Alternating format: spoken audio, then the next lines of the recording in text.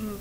Yeah, well, Coach G and I's relationship has really grown, I think, and yeah, she, like you said, she knows how to get the best out of me, and I need to just trust that. I mean, I know she's gonna do that, and she wants what's best for me. She needs the best out of me each night, so yeah, she definitely knows how to get it out of me, different ways. I would just say scoring can really come in waves. So we always know that Riley is so dangerous at any point in the game. Like it could seem like a slow game for her, but then all of a sudden she puts, I don't know, whatever the scoring run is that you said earlier, but she's just such a gifted scorer that having her on the court, no matter what's really happening, opens up so much for the rest of us. So we just need to keep being aggressive ourselves to, in return, let her get some more looks. But And we played them a lot of times now, and they're just like a team that doesn't go away. They play really hard. So yeah, just we need to keep our heads, play together, and just yeah, just know that they're not going to go away, and they're going to throw different defenses at us. They're going to press us, and just be ready for that. And we prepared for that this week. So. just adjusting more quickly to what's hurting us as well. So, you know, probably cushioning 22 a little bit more and just knowing what's hurting us to stop that run. Yeah, I mean, we treat every game the same. We prepare the same way, but of course, like this was a revenge game for us, and we talked about that all week. And yeah, we weren't gonna let the same thing happen twice. So. Thought we made proper adjustments from game 1 to game 2. I'll just say this weekend, this back to back has historically been a challenging back to back. Like in my opinion, like from when I was a player to when I started coaching at Princeton and now here at Columbia. I think Mike's a great coach. You're always there's gonna be something that you like didn't prepare for, and then when it's especially in your second game, you've been kind of like playing and prepping for Princeton the 2 days leading up to it. It's just such a different game. So I was really proud of our team to be able to execute, especially early on, our defensive game plan. Second half, though, I thought we were not very good. So I would just say, I wish that we could have gotten a little bit more growth out of that. I felt we made a lot of selfish defensive decisions in the second half. And obviously with Maria not playing, that was a little bit of leadership loss for us. So, again, I'm happy with the win, but, we got a lot to learn from this one. Yeah, I mean, just like both ends, you got to be a two-way player, and I think Riley sometimes is so focused on probably scoring that we want her to be a little bit more locked in terms of communicating the offense, where people need to be and what spots, and then also just locking into her defensive assignment. I just thought our communication was not elite today, and we've tasked her with being a leader for this team because she's on the court a lot. I just felt like our leadership on the floor tonight wasn't as good as it needed to be.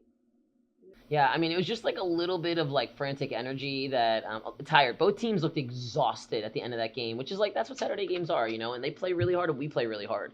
So it's and they went to overtime last night, so it's both teams at that point were just kind of in their own feelings, and so for me, it's hey, listen, you got to look around and know that you're playing for the person next to you and not just for you trying to get through this game. So the reset for us is more just a moment for us to realize it's about us, not about how I'm feeling in this moment. Yeah. To making sure that happened. Making sure what happened, you said? Making sure the win happened. Oh, yeah. I mean, it's you just need players to make plays at critical moments. Mia hitting that 3 was a huge play for us, right? And she just got a bunch of reps that she missed right before it, so she was primed to make that one.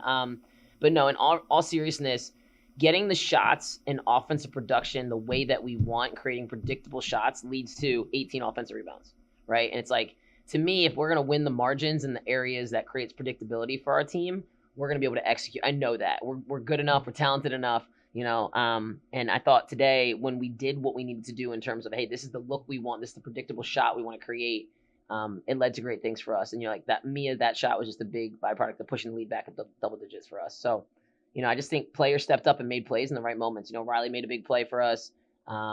Bliss made a big play for us. Everybody on the court made a play. It wasn't just searching for Riley in that moment.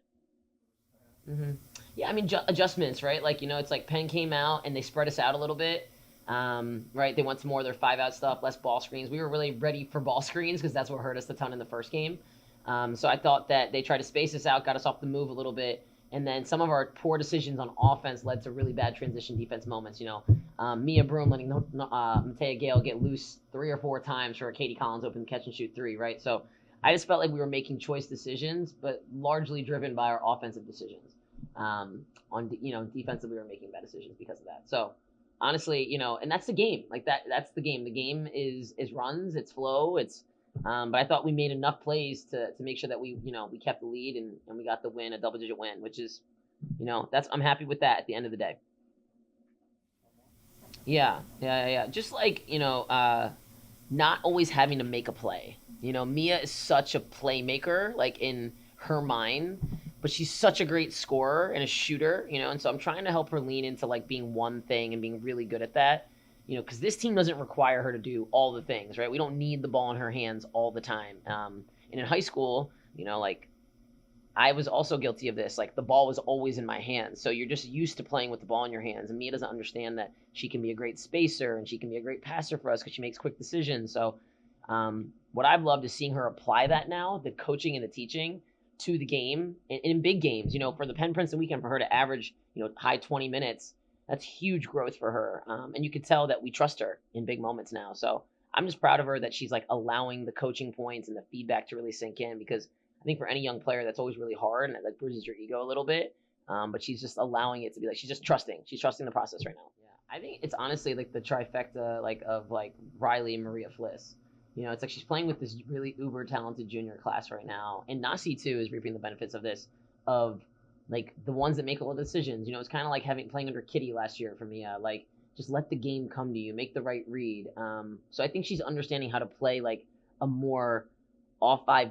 I play with 5 skilled players, or 4 other skilled players, versus like I'm the person that needs to make something happen all the time. And I think just when you play with better players, your IQ just like goes through the roof. And so yeah, I think the 3 of them probably, because those are the ones that dominate decisions on our team the most.